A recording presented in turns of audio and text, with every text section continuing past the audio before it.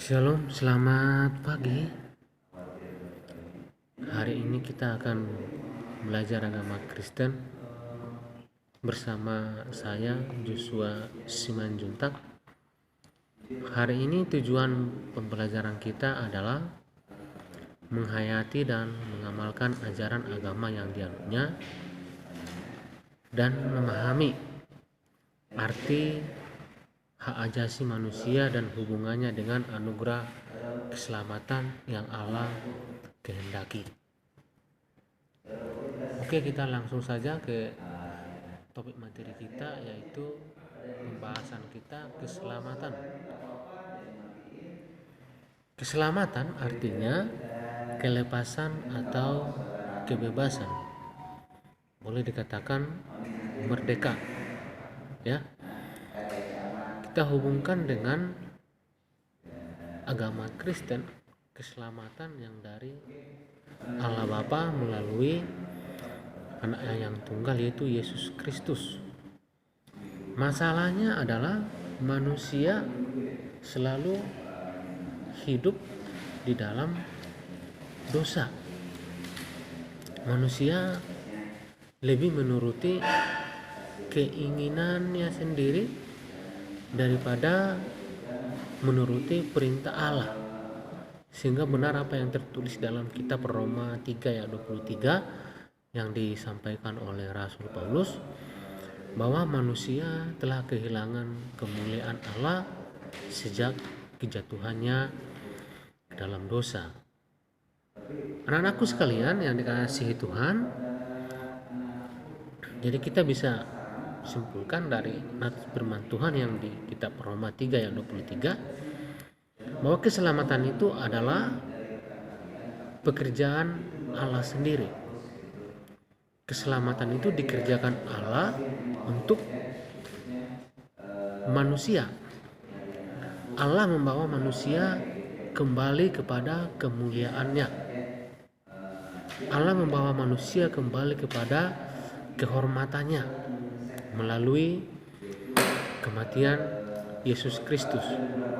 Ya. Rasul Paulus menuliskannya dalam kitab Efesus 2 ayat 8. Sekalipun kita diselamatkan oleh Allah, sekalipun Allah memberikan keselamatan itu kepada kita, tetapi harus ada respon daripada kita. Harus ada timbal balik dari kita untuk berjuang mengerjakan keselamatan yang dari Allah itu. Dalam kitab Filipi 2 ayat 13 dikatakan, kerjakanlah keselamatanmu dengan takut dan gentar. Dengan takut dan gentar artinya di sini itu dengan berbuat ataupun melakukan ketakwaan kepada Tuhan. Bertakwa artinya menuruti segala perintah Allah dan menjauhi segala larangan Allah. Oke, sekarang menjadi pertanyaan bagi kita, bagaimana kita menyikapi keselamatan itu? Kita harus punya sikap yang serius, kita harus punya sikap komitmen dengan segenap hati. Ya, yang pertama di sana perlu kita lihat, kita harus mempunyai iman, keyakinan keselamatan sepenuhnya. Ya, nanti bisa dibaca dalam kitab Ibrani 10 ayat 22. Itu yang pertama. Yang kedua, kita juga harus mempunyai pengertian, harus paham apa itu keselamatan. Ya, untuk lebih jelasnya nanti bisa dibaca dalam Alkitab, kitab Kolose 2 ayat 2 sampai 3.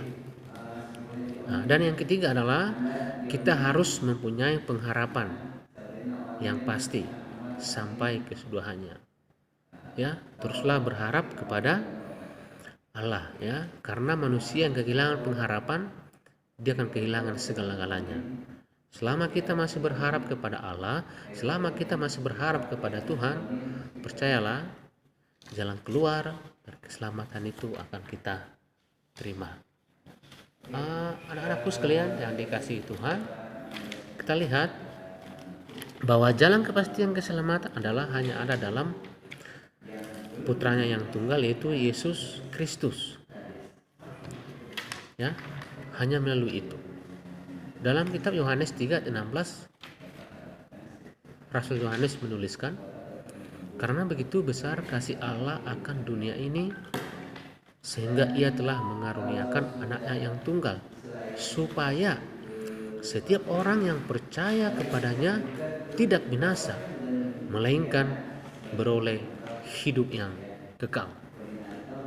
Ini yang menjadi pengharapan kita, bahwa siapapun yang percaya kepada anaknya yaitu Yesus Kristus, kita mendapatkan keselamatan. Tapi jangan lupa, tetap kita berjuang. Seperti yang saya bilang tadi, kita tetap berjuang dalam pengharapan. Ya, Tuhan menyediakan banyak cara agar orang mau percaya untuk dapat memiliki kepastian keselamatan sekarang ini. Yang pertama, ya kita bisa baca Alkitab. Ya, ini kesaksian yang tertulis, bukti dari luar diri manusia.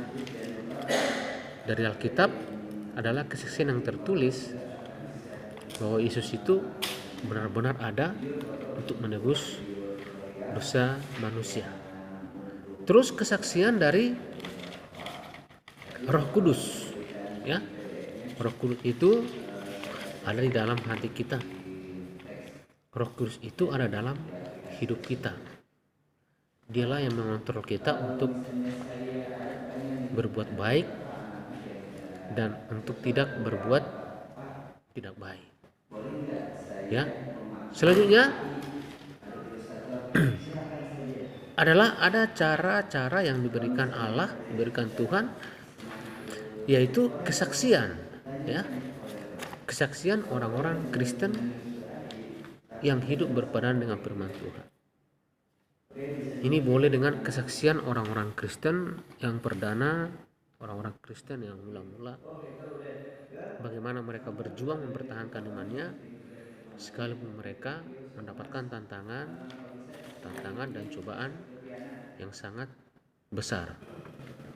Ya, selanjutnya jalan kepastian keselamatan itu hanya ada dalam Yesus. Ya, kita bisa melihat dalam renungan-renungan firman Tuhan, khotbah di dalam ibadah. Ya, ada seperti yang tertulis dalam kitab Nehemia 8 ayat 5 sampai 13.